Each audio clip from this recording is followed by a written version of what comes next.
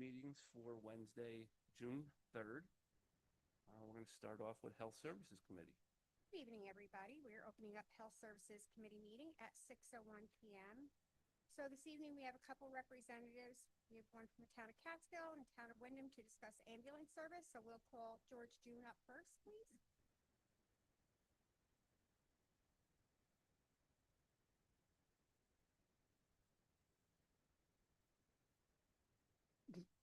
Good evening. Good evening.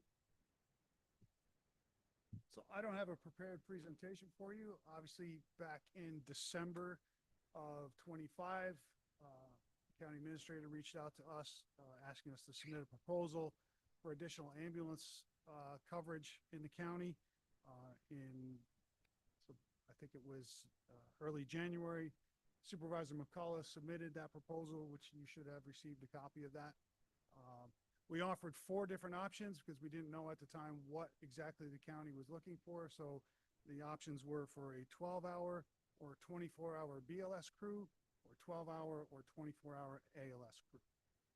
So those were the 4. You see there was 4 costs associated with that. That's what that information was based on. So certainly would be more than welcome to entertain questions that you might have about those numbers, about our proposal, or about our ability to provide the service. I will say that one thing that town of Catskill, we already have the equipment, we have the vehicles, and we have the staff to do that. So it's just a matter of, upscaling a few things a little bit and time frame to get all the pieces in place. There's a couple things that are going on that we are looking into that if the county wanted to pursue this, I think the timing would be beneficial for both of us. We're already in the planning process to address some service issues that are going to come up with the Route 23A closure, as well as the surgical center that's opening at the Medical Arts Building. So we've already had discussions within the town about increasing staffing and providing greater coverage to meet whatever needs those issues are going to present us with. So at the same time, if the county wanted us to put on additional crew to provide coverage in other places, we're already preparing to gear up for that. So it wouldn't be a heavy lift for us to move into that territory as well. So, questions? Do you foresee a lot of additional need because of the surgical center? And if so, why? Right now, we don't know. We've had some very, very preliminary meetings with CMH where they just talked about conceptually what they were looking to do at the facility, but they have not come back to us with exactly what specialties are going to be using the surgery center, what the volume of patients they're going to be expecting in there. I don't foresee a large increase, but I do expect that patients that are having complications, typically it's from the anesthesia associated with the surgeries, but if there are complications with that or with the surgery itself, it may require an advanced level transport to another hospital.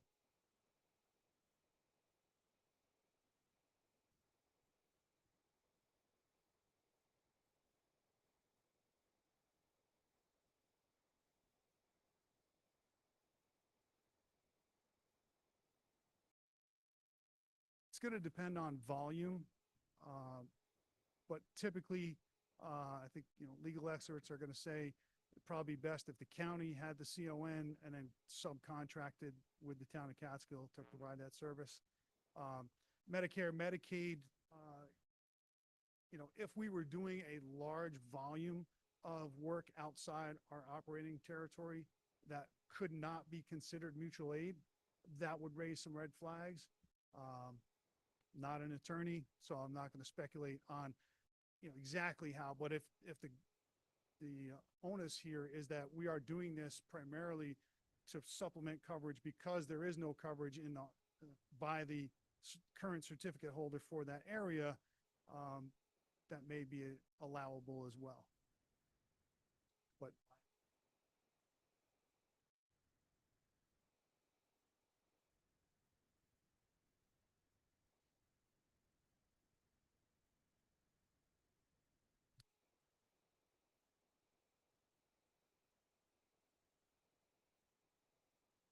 I don't believe so. I mean, unless, again, if you look at, the broader scope of litigation, they're going to litigate anybody who has any affiliation with providing that service, right? So if you're the certificate holder, I mean, that would be, I think would be a stretch, just to say that because you hold the operating certificate, you're obviously contracting, there would be a contract in place for that, which would explain the terms and of, who's liable for what, not unlike, existing contracts that we may have with other municipalities.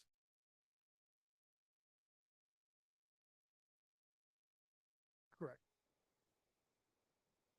Well, I mean, the county's going to want to know that we have certain coverages, liability as well as other things. Yep. Correct. I mean, the county would probably want, a copy, a certificate of insurance listing them as an additional, as you would with most of those arrangements. So these would be town of Catskill ambulances subcontracted by. If the county's holding the CON, we would probably, put some sort of labeling on the ambulance that says, Greene County, whatever you want to call it, Greene County ambulance, provided by town of Catskill ambulance.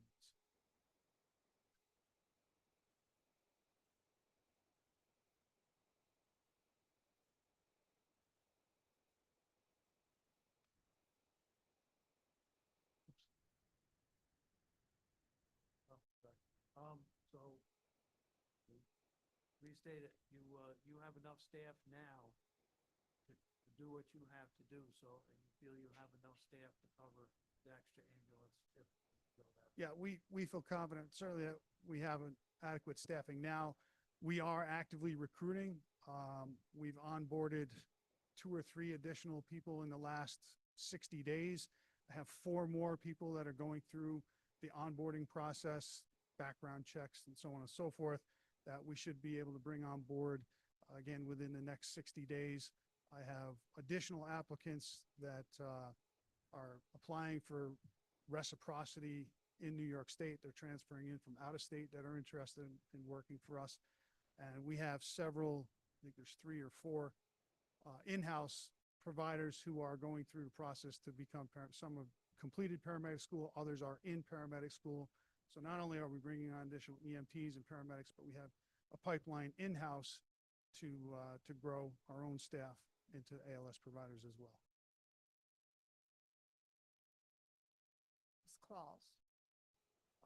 That was a question that I posed to the county administrator, and that's where sometimes the variation in the numbers also would have come in terms of, who gets the revenue, right? If all the revenue goes to the county, then the cost to us is going to include our overhead expenses. If the revenue is going to come back to the service, to us providing the service, we feel that we could probably cover that overhead cost with the revenue we get from the billing.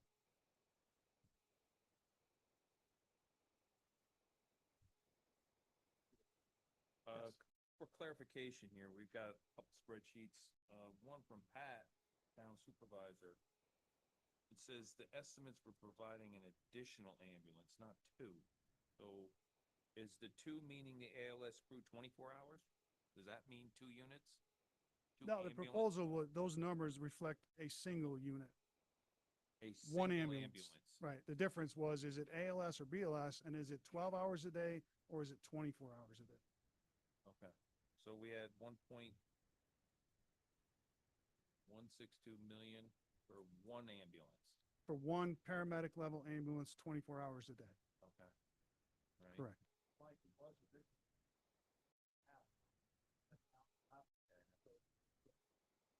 Window. Yeah, I know, just, it's. And again, those misstated numbers, here, those numbers were all inclusive. telling us 2 units, price for 2 units, so this is 1 unit, Correct. but 24 hours.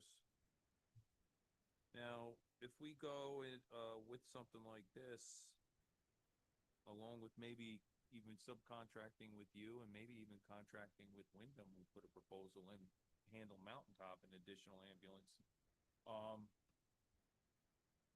would your recommendations be to reduce the size of the Greene EMS scope when it comes to flat cars? Because we're adding paramedic level ambulances to the mix? I'm not here to talk about fly cars. Okay? Throughout this whole process, we've been told that the issue that was raised and we were tasked with trying to resolve was that we had an ambulance issue, not a paramedic issue. Transporting ambulance. And so that's the goal here, is to provide additional transporting ambulances.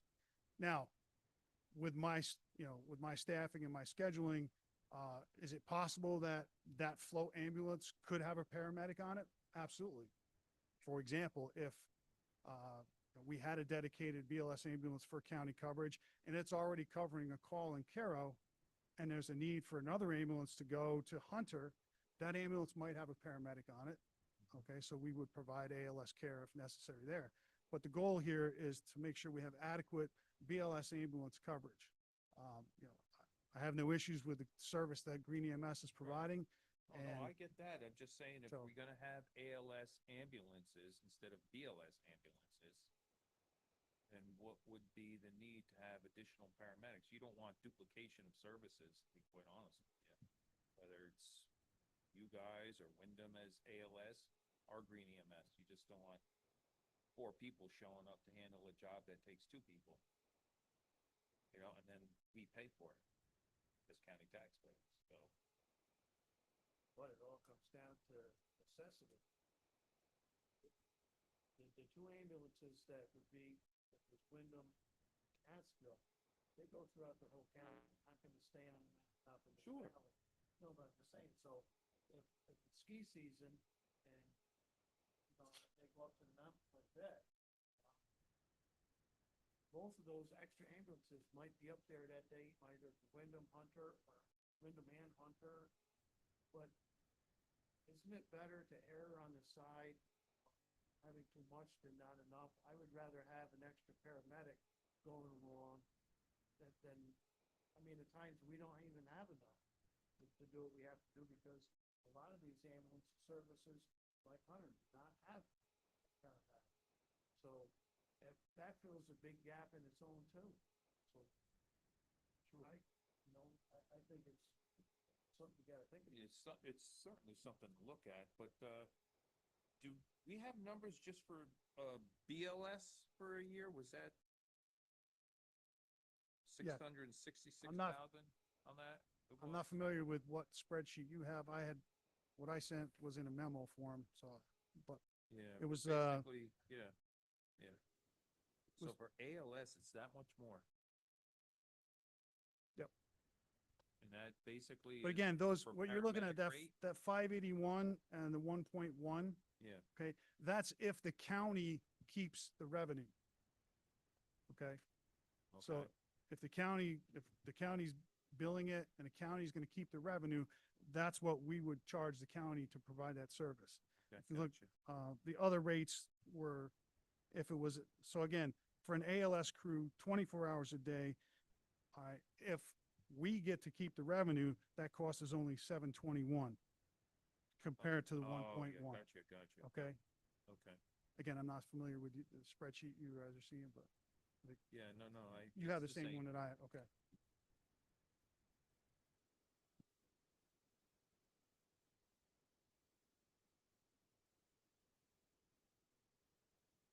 I think if you were to look at other neighboring counties that have contracted with commercial services to provide BLS or ALS crews, these numbers would certainly be in line or more reasonable than what those places are paying. How long would it take you to?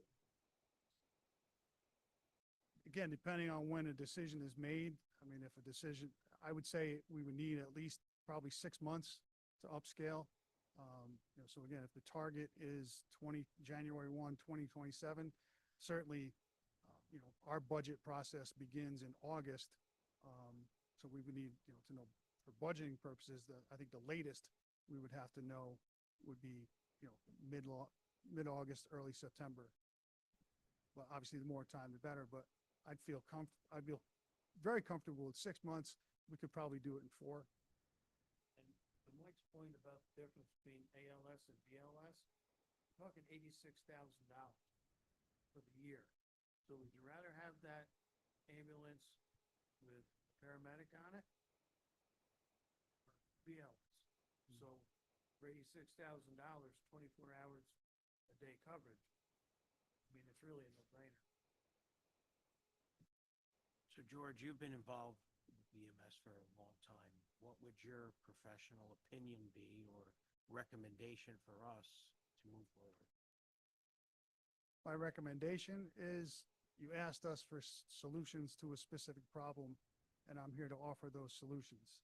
In terms of overall or overarching, system design, I don't want to rehash what we've been through over the last, 18 months or so.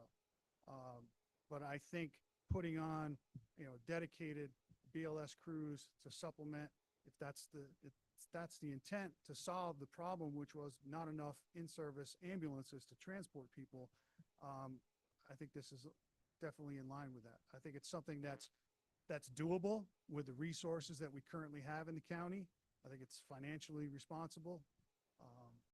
I'm not familiar of any situations where patients are routinely being transported in this county without receiving ALS care when it's needed. So, yes, you could say, well, we can spend more money and have more paramedics. Is that always the right answer? I don't know. And you said the town of Catskill would already have an ambulance that we could use for this? Yeah, we currently have a fleet of 5 ambulances. So our normal staffing right now is 3 crews during the day, 2 crews at night. So we have 2 reserve ambulances. Our plan right now is to add another ambulance to the fleet in September, early September. So rather than selling off the oldest unit, we would hang on to that unit and probably still keep that as a reserve, and still have the capability to put on another crew, but also then have the units available in reserve. With, it's not uncommon for a fleet of 5 vehicles to all of a sudden become a fleet of 3, especially with lead times to get things repaired. So, So George, George. based on what, I'm sorry, Mike, based on what you just said, you have 3 during the day and 2 at night. I'm assuming that we wouldn't need another one on at night. I'm assuming that you have 3 during the day and 2 at night because at night you need lesser ambulances. Correct. Correct. correct. Call volume drops off significantly. And the discussions I had with the county administrator, that was the thought, was that we probably wouldn't need this crew 24 hours a day unless for some reason there was, large gaps in coverage on those overnight hours. But I haven't seen that. Certainly not our experience. Probably would offset the hours. I mean, our typical shifts in most of the agencies are running 6 a.m. to 6 p.m. But peak call volume really runs from, our peak is around from 11 a.m. to 3 in the afternoon is our busiest time of day. I'm sure most agencies would like that. But I would say these crews should probably be offset a little bit, whether it's 7 to 7 or 8 to 8, just to handle, that overage that may continue on past normal shift change. But don't forget, this is not just the town of Catskill. This is the whole valley and county. So, this stuff drops. George, which one would be easier to move into first when it comes to labor? An ALS ambulance or a BLS ambulance? For us right now, a BLS ambulance. Like I said, my paramedics that I have coming through the pipeline and stuff, we're still, again, probably a good 6 months out on getting them all up to speed between finishing schooling and getting through their credentialing process.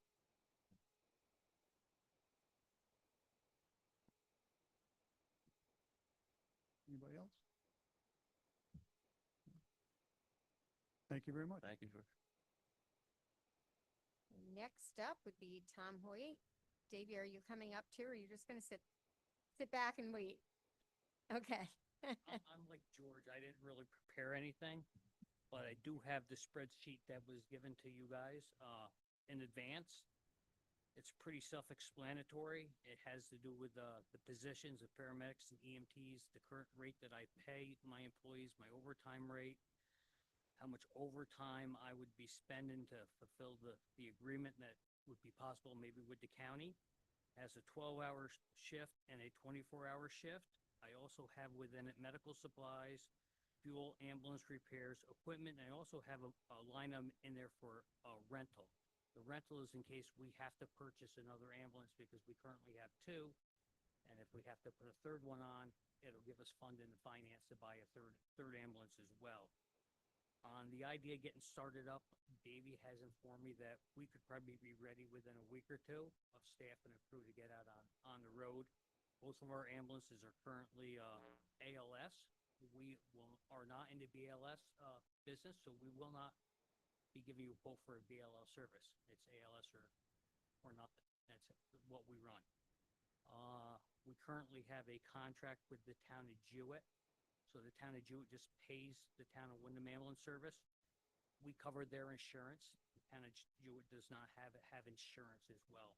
Also within my budget, I didn't put in any receipts of billing any people because that's a whole different can of worms. I just gave you a straight up cost on what it would cost to put people on 24 hours a day and 12 hours a day with retirement, hospitalization, sick time, and personal time as well. The county would get all the, That's going to be subject to a conversation when you get to that conversation. Because it's going to be very tricky because my town of Wyndham's ambulance will be doing the charge. So they will have to send out the bills for it. And then just so you guys have a little formula in your head, my budget roughly is $900,000 to run ALS 24 hours a day for the town of Wyndham plus extra shifts on weekend. My collectibles, my billables is a different number. My collectibles, I'm lucky if I can bring in $275,000 out of what it costs. That's how out of whack the system is. So that's why I didn't put a revenue within my stuff because it'd be a total shot in the dark. It'd be a total guess. so if you collect the revenue, Harry says he can hear the podium. He's having a hard time hearing anybody else. okay. So if you collect the revenues, would the price reflect that? Currently, no, because it's the first time out. I have no idea. It would probably have to be adjusted over time. If the system runs and you're doing 300 calls a year and you're bringing in $250,000, of course you're going to reflect that into savings for whoever's paying the bill. But right now, you can't reflect any kind of revenue because you have no idea what your call volume is really going to be. If we put an ambulance on to help the system, there may be times that it never sees the town of Wyndham. That it's in the town of Carroll or the town of Cooksaki, and that's how it is. So it's still very green, but this is just the actual cost analysis on what it would cost me to give the county a vehicle and the equipment and the personnel to run. But even if say we have a high volume down here, we send your ambulance from the mountaintop down to Catskill because and they collect the revenue. The revenue will still go to, if we decide the revenue goes to you, that would still go to you, not to Catskill. That's to be decided on which direction the legislators decide to go. Like George says, I just produce the cost, what it would I'm cost. just asking questions. Yeah, so yeah. we all get- Yep. Yeah. And I don't have those answers because, like I say, it's a shot in the dark right now. See, would we doing the billing? Correct. So where that revenue goes, yes, that's a Right, discussion. and the transport would be doing that billing, and if I had to do the billing, we'd have to entertain the money for going to collections and all the back office work that goes into sending bills. This was just a personnel issue for the time being. And anyone that, as George can attest to, anyone that has provided a service, the back room can be almost impossible at times, chasing down different agencies, chasing down charts when they're not completed correctly, and the person isn't scheduled for another week, and it's a job within itself. So you're saying the price could go up then? Most definitely. but the price could also go down if the system ran and, there was a little bit of revenue out there to obtain, but then you're gonna get it from other communities that are getting that revenue now to operate their system. They're not gonna have that revenue, so it's gonna cost them to run their own revenue, because this float and ambulances would be taking that revenue away from another agency that is using that right now to stay afloat. So it's a double-edged sword.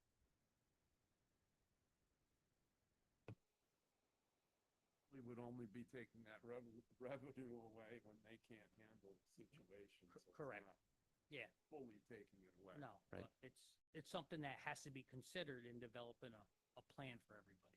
Now, when you're doing mutual aid, are you able to bill for that? Yes, No. yes.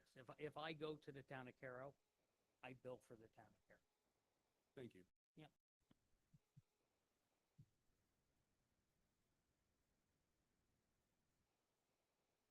I know she's trying to stay quiet back there, but Come on. as somebody who's, All right. as somebody who's out in the field and she's gonna kill me. This on all the time, or do I have to push? It's on. Okay, so somebody who's out in the field and the deputy EMS coordinator, do you see a need for more ambulances on for 12-hour or 24-hour? Like, do you see that there are a lot of times where we are not covered? So personally, no, I do not. I don't know where this all came from. Like, we had those meetings for a year and a half, and I thought we just came to the solution that we were just gonna leave well enough alone. Agencies were given extra money. Agencies have been putting on second crews when needed. And I just don't see us running out of ambulances every day. And please don't throw darts at me, anybody back here, but I don't see us running out of ambulances every day. So,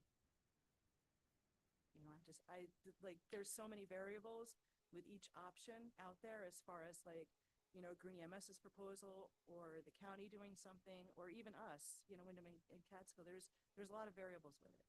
And of course, if we were asked to do it, we would do it. And we would probably be down in the valley most of the time, much like the medics. I work Medic 8, I'm down in the valley more often because it's busier down there. So, I just don't, to answer your question honestly, I don't. Sorry. Dory, up there, in Wyndham, are you seeing, increases in applications for paramedics? Are you starting to see a relief on the labor side at all? So we have, we do 500 calls a week. We have one crew on 24/7. In the winter, we have an extra crew on busy weeks and the weekends, and we don't have a problem. And I do have applications, but I don't have any space to put those people right now. So we don't really have an issue. Like I said, it's much easier for us. We only have one crew. So for us, it's not really as big an issue.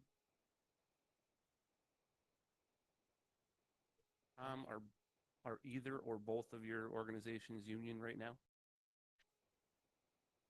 Catskill is? Currently are not union. Okay. We're an open shop. We do work with our other providers on the Mountaintop, Hunter, and Ashland. And we keep parity between the rate they pay EMTs. So we're all constant, where one town doesn't pay $1 more than the other. And Okay. then you just rob people from each other. So we keep it constant, the pay rate. All right, thank you.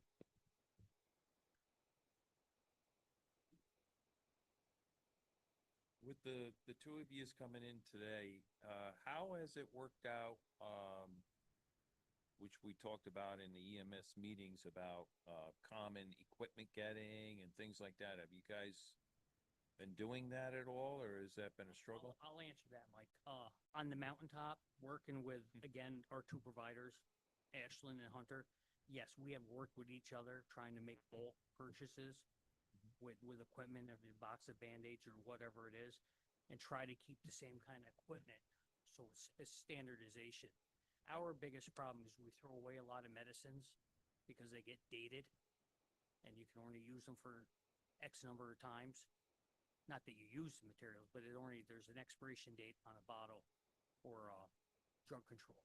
Are you allowed to move up on when you talk about drugs like that? Are you allowed to before they expire, move them to say a busier area, say to sell On- them then to That's gonna Catskill? be a question for Davia, Oh. because she does our quality control. Okay. Every drug we take in, we have to inventory. Every time we use it, we have to say where it goes, and if we dispose of it, we have to say how we dispose it. But I don't know what the rollover is on how often she can work with another agency Okay. to backfeed, so you don't waste the medicine. Surprising. It's, okay, it's kind of surprising that there isn't like a rolling system that allows you to cycle them into a heavier use area, say a hospital, and then you get fresh stuff, and that way we're not throwing away things as an Yeah. expense. I cringe every time Davia does an order, because we do waste a lot of narcotics because you're dated. Okay. And the last thing you would want to do, God forbid, you gave a patient something that was a month out. Thank you. Go ahead. So, I have had several meetings with the chief at Greene EMS, to talk about, common equipment. We obviously share the same providers. We have at least, I think, 5 or 6 people, paramedics that work for us that also work for them. So it's important, and also not only the overlap of staff, but we are doing calls together, and there may be calls, I'll give you the example in Athens, okay? Greene EMS responds, we send an ambulance. At nighttime, that's going to be a paramedic ambulance. That's all we have on at night. So now you have 2 paramedics, 2 different agencies working on the same patient. Whose equipment are we using, right? So we don't want to be in a situation where, we have a provider who needs to do something and they say, oh, well, let's do this. And they are faced with a piece of equipment that maybe they haven't used before. So we're trying to standardize the ALS equipment across at least our 2 agencies. I think you've been involved in some of those discussions. So we are working, and that's one of the things coming up later this year with if the second round of funding comes through from the county. We're looking to change over our video laryngoscope system to the one that Wyndham and Greene EMS are using. It's probably about a $15,000 lift to shift all of our equipment over to that. But that's just one example of things that we're trying to do.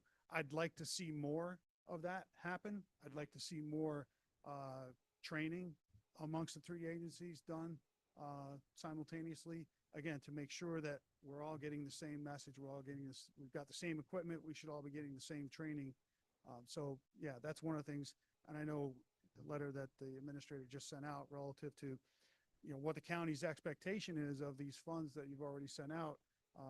Yeah, I would love to see more work towards standardization of equipment and training, not just amongst the ALS services, but all the services. Intubation as well for ventilators, not intubation, ventilators. Yes. Yeah, we have 2 of the same ventilators that Greene EMS does. And again, with what we talked about in terms of upscaling for the 23A closure and the possibility of adding another either ALS unit or maybe a fly car to cover the western part of town, we probably will add a 3rd ventilator to our repertoire as well.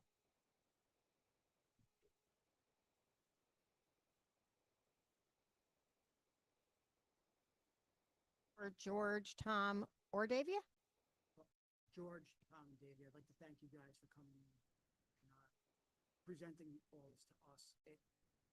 Especially on the record with transparency with the taxpayers, so they can understand what we're facing and trying to overcome this serious issue that we have. I really appreciate you guys coming.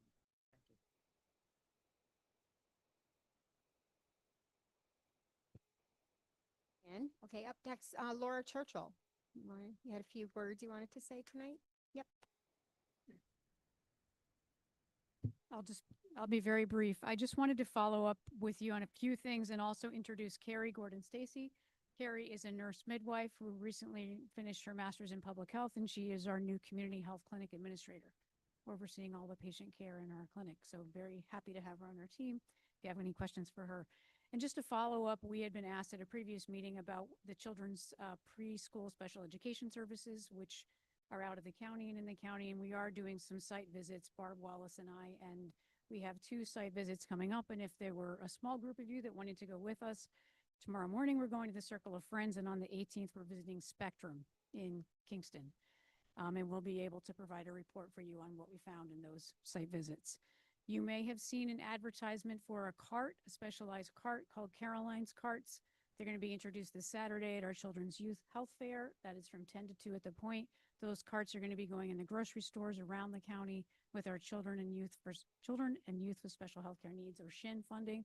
And those will be allow families for a participant who weighs up to 220 pounds to sit in the cart and face them as they grocery shop. So it's a really cool thing, and we're going to be providing it. Part of our Think Differently campaign. Yeah, we are adding it to our Think Differently page. The dovetailing couldn't be better. The timing, they were already on their way when with your last presentation. Yeah, I really appreciate that, and I think it's important that we try to get a subcommittee group together to talk about more ways that, especially your office is doing, and come up with more things that we can add to the website and get that message out to people. Absolutely. And I am going to invite Astor, the new Head Start provider in our county, to come and just do a brief presentation at one of the upcoming meetings in July or August. It's exciting to have Head Start back in town again. And they're quite an expensive agency. They have a lot of services for families. So, Laura? Yeah. Again, it's good to hear that you guys are gonna do some site visits, but Yeah. do you have the authority to go to these places unannounced? I don't know the answer to that question. Authority is not a word. Just so you know, these agencies are also daycare providers, which means that they're meeting regs for several different licenses, and we are the payer of reimbursement for them, but they answer to a far bigger agency than us. Agencies, plural. Yeah. I'd just be curious to see the list of those agencies and see if they're doing their job, whether it's a state agency or a federal agency. Well, I know you know that for daycare providers, they have really background checks for all the staff, and there's a lot of requirements to be able to provide children services. And these are children with needs that they're not nonverbal, many of them. There's a lot of special attention that gets paid to making sure that these children are safe and that they're provided, the care is at a high level, and the Okay. licenses. Thank you. Yeah. Okay, we'll get right into our resolutions. First one, authorizing agreement, Greene County Mental Health with Wyndham Ashland Jewett Central School District. Davis, Hobart.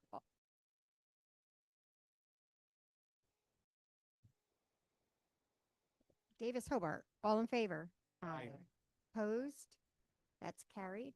Authorizing agreement, Greene County Mental Health Center with Carroll Durham Central School District. Handle. True.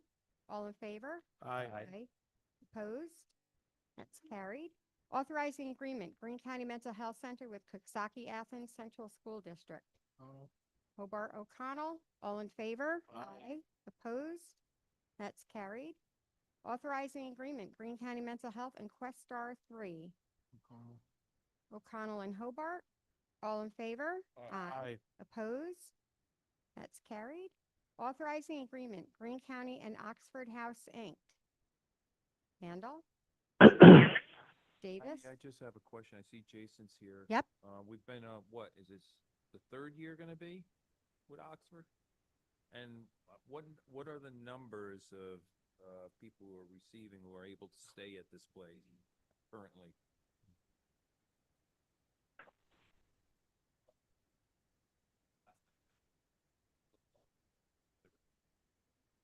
Three beds were built. And how much capability is there in this house, bed-wise? Six. It was six, okay. All right. And that's shared between Greene and Columbia County? Nope, the contract is between Greene and Columbia, but they have the house in Columbia County and there's a house here. Okay, so it's Greene County, There's two houses per contract. okay. All right. Thank you. Just quick for Jason, how many, I want to say social workers, but clinicians do you have currently employed for mental health that will meet with clients? my full staff is close to 50. Okay. I don't know the exact numbers of the team without looking at my list, but roughly maybe 25 to 30. On that actually will meet and, Correct. okay. Yeah, those are clinicians, meaning therapists. And Okay. I have psychiatry staff as well. I have a psychiatrist, a few nurse practitioners. I have other nurses that do other clinical work as well. But as far Okay. as actual therapists, I think there's 25 or so. Okay. Thank you. Thanks, Jason. Okay, all in favor? Aye. Opposed? That's carried. 2026 Budget Amendment, Greene County Mental Health, New York State Office of Mental Health. True. True? O'Connell? All in favor? Aye. Opposed? That's carried. Authorizing vehicle purchase, Greene County Mental Health. Davis. Davis? Hobart. Hobart? All in favor? Aye. Opposed? That's carried. Approving related service provider contract, preschool special education program. True. Handle. O'Connell, Handle, and True. All in favor? Aye. Opposed? That's carried. Authorizing out-of-state travel, Wendy Johnson and Leslie Ortiz Cadwalader. Davis. Davis, Handle. All in favor? Aye. Opposed? That's carried.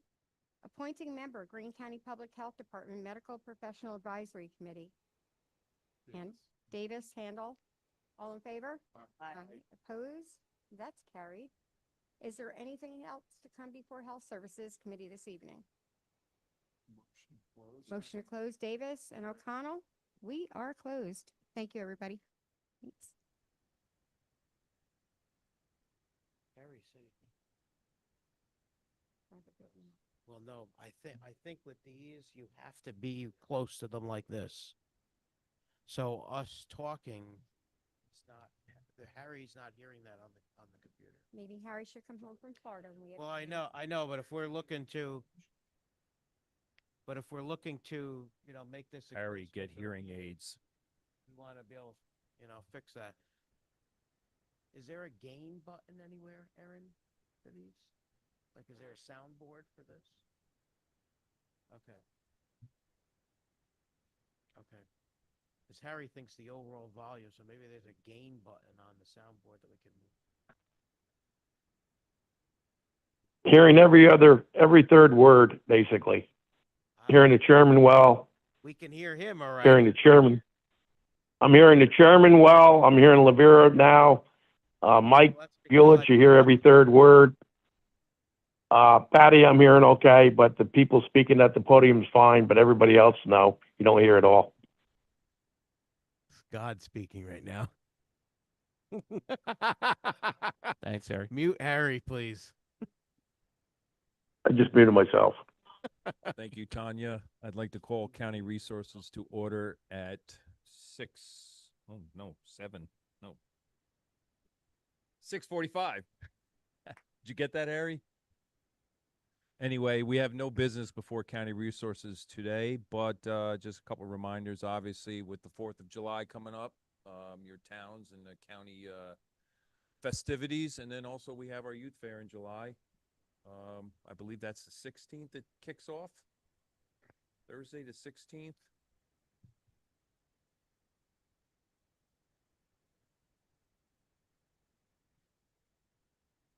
About what?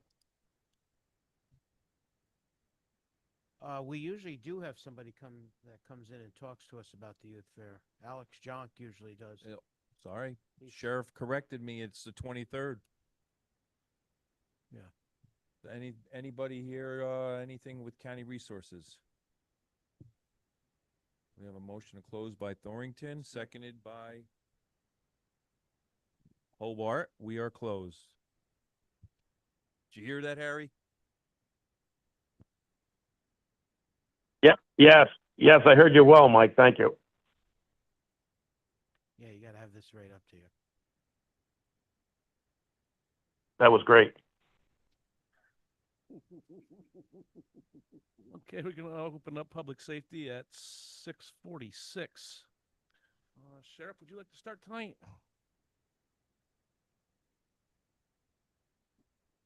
Good evening. All right, so for the month of May, we made 122 civil attempts, served 70 civil papers, issued 157 traffic tickets, investigated 14 traffic accidents, made 47 arrests and 1 DWI arrest. We handled 630 calls for service and made 460 traffic stops. On May 1st, 26, the starting jail population was 39. As of May 31st, it was 33, the high for the month being 44. Corrections officers did 40 transports, traveling 1,977 miles, totaling 100 hours, moving 50 inmates, and we have no state-ready inmates in our custody. This month, our fire investigation unit has been very busy.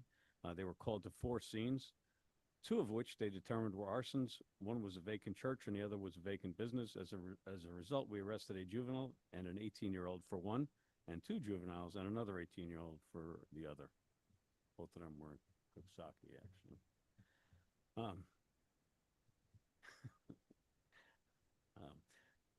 As you all know, our new boat was delivered 2 weeks ago. We put it in the water the day it came at about 5:30 p.m. And at about 11 p.m., a call came in of a missing 80-year-old man on a sailboat. He'd been out there for 14 hours, and his cell phone battery had died, so there was no way to ping it. Using the new boat's equipment and its FLIR system and lighting, they were able to locate him stuck in the weeds off the shoreline between Athens and Coxsackie. They were able to pull his boat out of the weeds and tow him to safety. So within its the first 6 hours in service, it has already made a rescue. Also, thank you to those of you who were able to attend its christening, and thank you to all the rest of you for supporting the purchase of that piece of equipment for us. This month, we also had one of our corrections officers who came from the state who was decertified. We had to resend him to our academy at the Capital Region Unified Corrections Academy, and he graduated on May 29th and is now recertified. As far as our action items tonight, we only have one item, and it's related to a $15,000 grant award that we received from an explosion detection K-9 team grant. Question? Thank you. Thank you. If anybody wants to see it that didn't get a chance to, please contact me and we'll make arrangements to have that done. Sheriff, on the K-9 grant, now you have one existing K-9? We have 3. You have 3. Do you have to get a 4th to do explosives, or do No, we your have one. existing ones go and get trained for explosives? No, currently we have 1 explosives, 1 narcotics, and 1 therapy. Okay, So those are the 3. okay, The only 3 options there are. We have 1 of each. okay, gotcha. Thank you. Looking to expand on those at all with the K-9s? At minimum, we'd like to keep those running, but they are, one of them's the narcotics one's has another 3 years serviceable life. Okay. The explosive one's younger, so that'll be around longer, but we do want to keep them rotating The 3 is enough for you guys? at the moment. All right. Yeah, as long as you're rotating them, because things happen out there. Yeah, the need goes, it fluctuates drastically. Some months we get no calls from. Today it was called twice Okay. for tracking. Yeah. Sheriff, when it comes to K-9 or other units, is the state police doing less? And then sheriffs I around would the say- counties are picking up the difference? Wow. All right. That's a loaded question. Yeah. Ooh. All right. Their services, they still provide the same services. However, their focus does not appear to be more so in this area. There's a lot more people moving through this area than are staying. So most of them are new. The closure of the desk certainly has hindered. They do not have a K-9 in the area. I think the closest one is Kingston now. I don't know if they're getting another one or not. Kind of hard to tell where I don't know what direction they're going. Right, I mean, mine was more centered towards the fact of the shortage of state police and how they've not replenished. And therefore, they've that's had to been- cut services because of that. We've averaged the same amount of calls the last several years, so it's kind of hard to tell because we are picking up somewhere between 60 and 70% of the calls. So, um, and I think that's because of their transition. They did reduce their investigative staff quite a bit. Okay. Thank you. Thank you, Sheriff. Dan?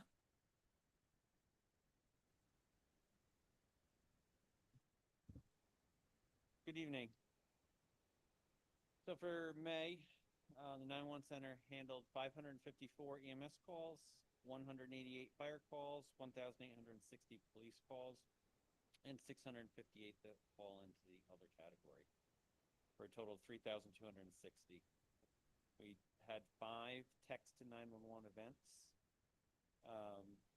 We handled 3,266 incoming phone calls. There were 56 mutual aid EMS events and 9 fire mutual aid events. So this month we have 3 resolutions on. First one is awarding bid for the Hunter and Wyndham 5-year maintenance cycle, inspection and maintenance cycle, as well as repairs to the roof at the Hunter Mountain Communications Shelter.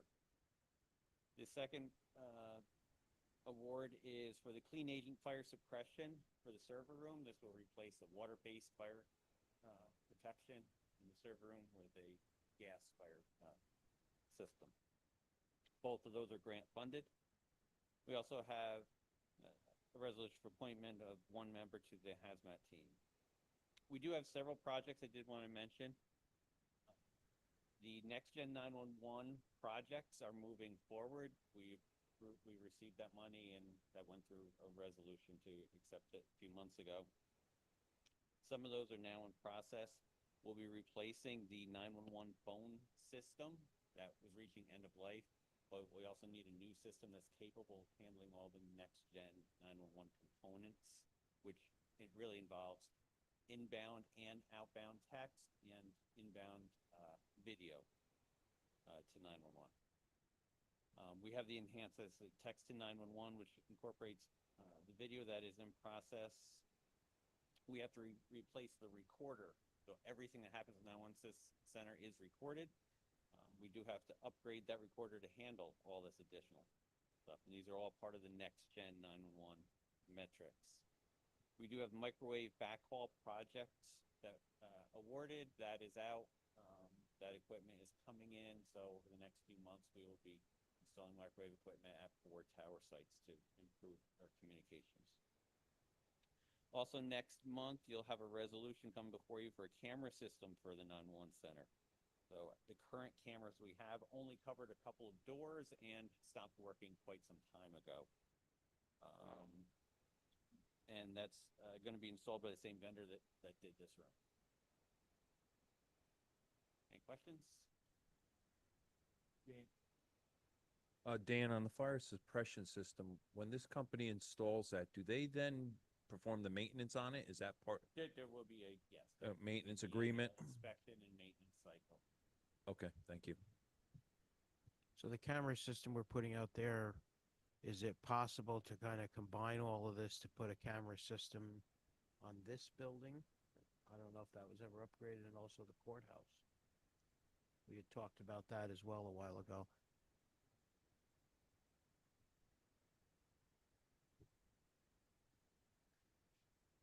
Mm-hmm.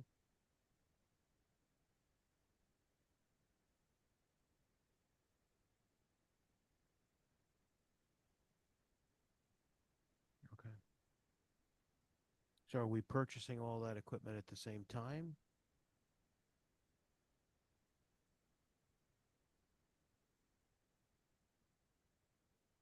But I'm talking about the front of the courthouse. Remember, we had somebody spray paint and we had no cameras there. So I think we need something there as well as in front of our building here.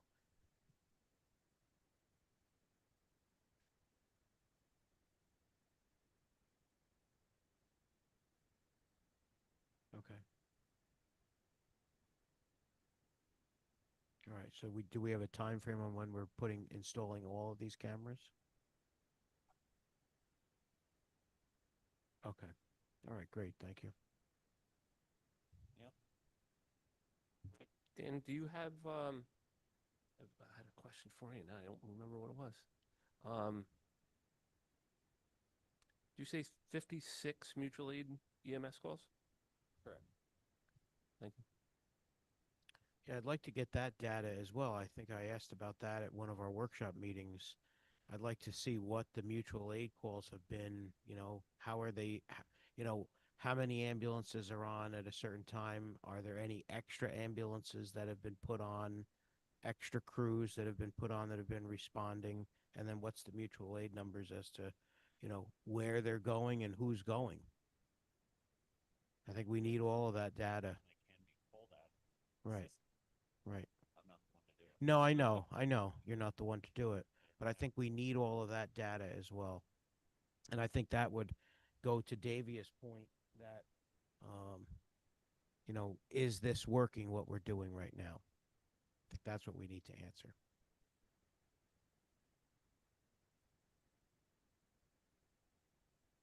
Tw 2025, yeah, but we didn't start providing any funding until this year. So, what has the data been probably in the last few months, because it probably took these towns time to do anything. So,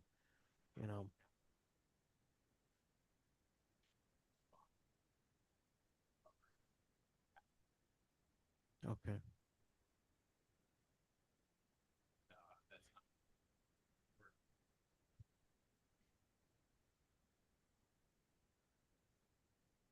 Mm-hmm.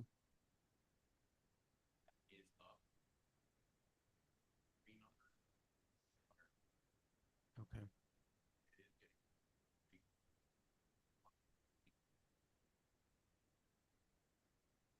Right.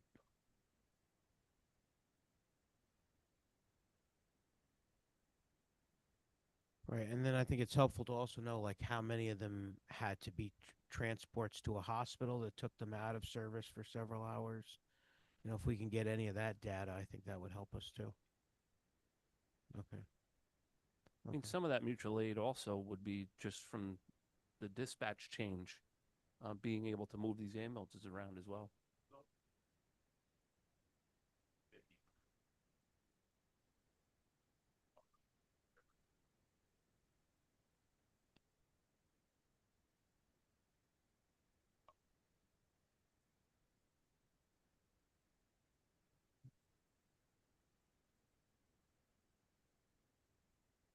That was fall of 25. We can work on getting January this year to see if there is change. Yeah, I know off the top of my head, as far as extra units that have been put on, Coxsackie was already running a second crew on Mondays. They add as many Tuesdays as they can. And Durham Ambulance has put a crew on Wednesdays, and they're looking at call volume to see when they can add some additional hours in their budget. But to this date, those are the only ones that have actually put on a regular extra unit. I think there's other towns that are looking, but nobody's committed yet. Which towns have put on extra? Coxsackie added a day, and Durham has one solid day, and they're looking at the potential of a second day out of the week. Durham.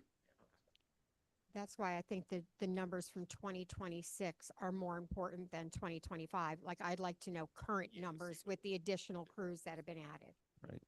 Sean, is there any accounting that goes on for what the money's specifically being used for? Yeah. That I'd have to refer, that would be through the admin office. Is it something we can get? Yeah. Okay. Just so that we know that there's some accounting happening somewhere along the line.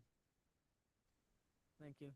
Yeah, we Yeah, but- put $2 million out, so we should know where it's going. Yeah, but they're not adding ambulances, they're adding crews right now, just extra crews, because they have the. Yeah, ambulance and right crews may be all that's needed Yeah. to make up the Yeah. difference. now. Catskill's got 5 ambulances, I think Cocsackie's got what, 4, I think, right? 4 or 5 as well? 3? Three. Yeah. we're going. Thank you, Sean. Next, we have Alan Brisby with the Probation Department. Thank you, Alan. Good evening. Let me raise this a little bit from what the sheriff had. And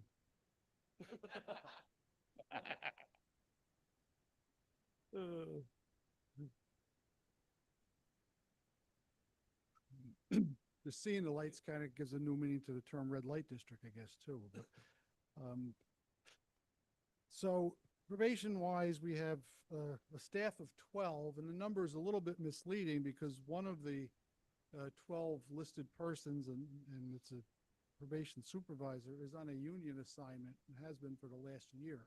So she's getting paid by the county, reimbursed from CSEA, but she's not here actively. So we're kind of in a bit of a scramble to do a few things. We've had a few meetings with the administrator on how to handle some of this. And one of our new officers is on a maternity leave. So right now we're on to 8 officers handling the vast majority of the work. Our adult count right now is 212, apparently split identically 106 felons and 106 misdemeanors, although it's certainly possible that there are people who have more than one case in there. We have 3 active GPS units going right now. We had a few more recently.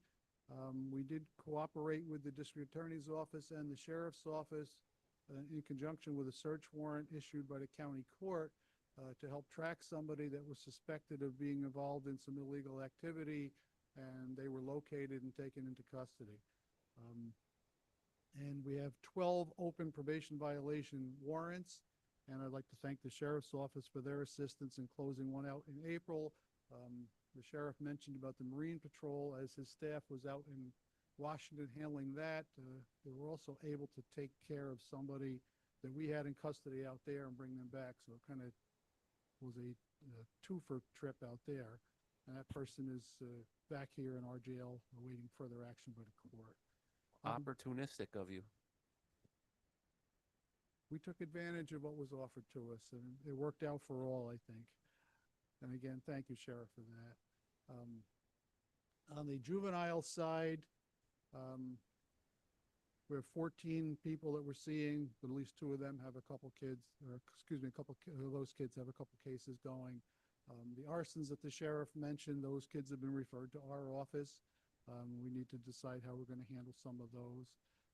While the juvenile numbers themselves aren't overwhelming, some of the things that the juveniles are getting involved in can be juvenile sex crimes, school threats, those sort of things. So nobody wants to look at those lightly and say, well, yeah, they really didn't mean it, and then have it backfire, next time, God forbid, something does happen. So we look at those, and we'll have to figure out with the county attorney's office how we proceed with those. Our senior probation officer who was handled the juvenile matters retired at the beginning of the year. So that's been a change in our office as to how to handle those, and there's been a bit of a flux because the one officer, as I mentioned, did go on maternity leave. So we're trying to work around a few of those things and keep operations flowing as well as we can. There is one action item that we have proposed, and that is to authorize the out-of-state travel for a couple of probation officers to go to a drug conference in Dallas, Texas in November. That is highly unusual for us to do something like that and make such a request. And part of the consideration for that, while recognizing that it's not an inexpensive thing, by the time you have 2 people go for training, the training itself is, depending on when you register, between $565 and $700 or so dollars a person, then airfare and hotels and ancillary costs with that. But over the past few years, the state has given us pre-trial money that far exceeds what our general operating money is from them. This past year was over $200,000. So they're giving us a large sum of money to do a small amount of things, and they give us a relatively small amount of money to do the vast portion of our operations.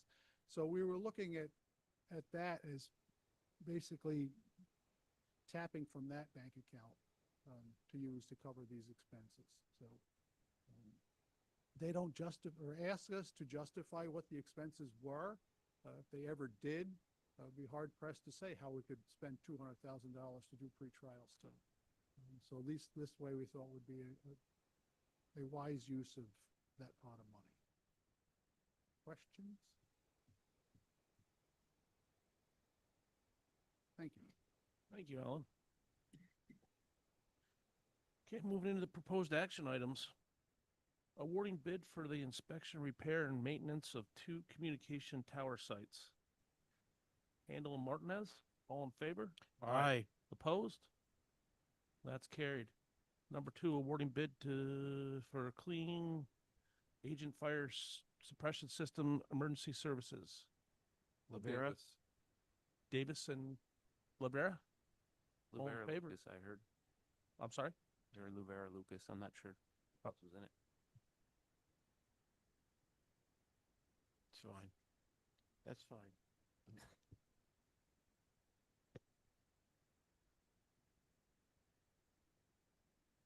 Lavera Davis, is that I'll what? make the motion. Lavera? Yeah, then Davis Lavere is good. All in favor? Aye. Opposed? That's carried.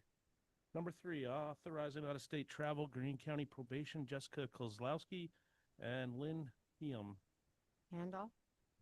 Handel and Martinez, all in favor? Aye. Opposed? That's carried. Appointing additional member to the Greene County Hazmat Team, Hobart. Hobart Handle. and Handel, all in favor? Aye. Opposed? That's carried. Number 5, budget amendment, Greene County Sheriff, Explosive Detection K-9 Team Grant. Lavera. Davis, Martinez, Handel, Yeah. all in favor? Aye. Opposed? That's carried. He woke up. Anything else to come before public safety? Jim, not sure if falls, the Justice Center, with this finishing up, are we gonna have like we did with the jail, an open house where you can let the public who's paying for this walk around and see what they, Yeah, so nicely paid for? I asked Sean about this the other day. I think it's important for us to go over there as well. Of To course, see we it should go with our sooner than later. constituents. Yeah, and then I'd like to also have something for the public. Yeah, we've talked about it all through the project. We just haven't got to the point of organizing the date yet, that's all. Okay, and where are we at with finishing up? And, do we have some timeline? I know there's been delays, and where are we now? Third floor, our floor is complete. We delayed the move-in pending the redoing of the parking lots, because I didn't want to move cars down and then have to move them back out for the parking lot repairs. The second floor, which is OCA's, is still under construction as they continue to make change order requests of the primes. I believe they're close, but they're not able to move in yet. The Okay. bridge is complete. I know I saw our parking lots got paved between yesterday and today. Yesterday and today, they'll be striped tomorrow and then be fully functional on Friday. Okay, so what about our natural gas issue with the regulators? I believe they're installed. They were installed, okay. All right. So yeah, when we get close, we should have this, open for the public to take a walk around, for sure. Fine. Do we have any other meetings scheduled with, like construction meetings or any of that with them? We don't do the Tuesday morning meeting anymore because we're really down to small things, particularly for us. So I'm just Um, thinking maybe before one of our committee meetings, then maybe meeting down there to, So we Walk could still around the do the building. Monday night meeting that we were doing prior to the finance. Third Wednesday. Yeah, and Monday. Or Monday. Third Monday? Monday. Yeah, so you could do that for your tour, and then from a public standpoint, do we do it on a Saturday, or do we do it on a day that more people could possibly attend? Sheriff, do you remember when you did it out there in Cooksaki?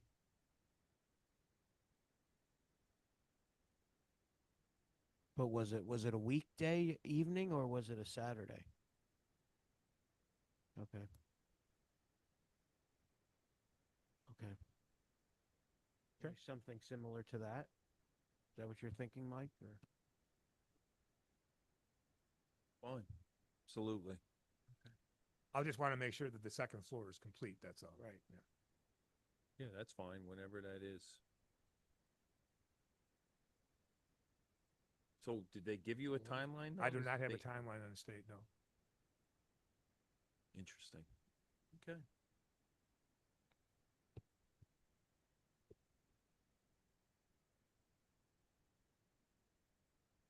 Anything else? Second.